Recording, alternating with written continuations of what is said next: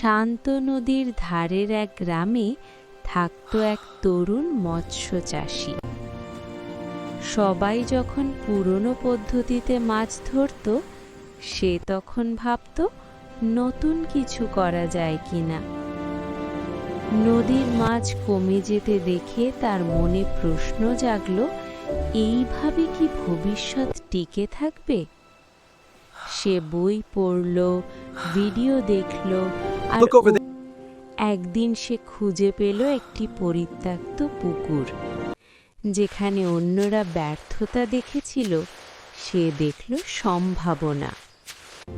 গ্রামের লোকেরা হাসাহাসি করল, কিন্তু সে হাল ছাড়ল না।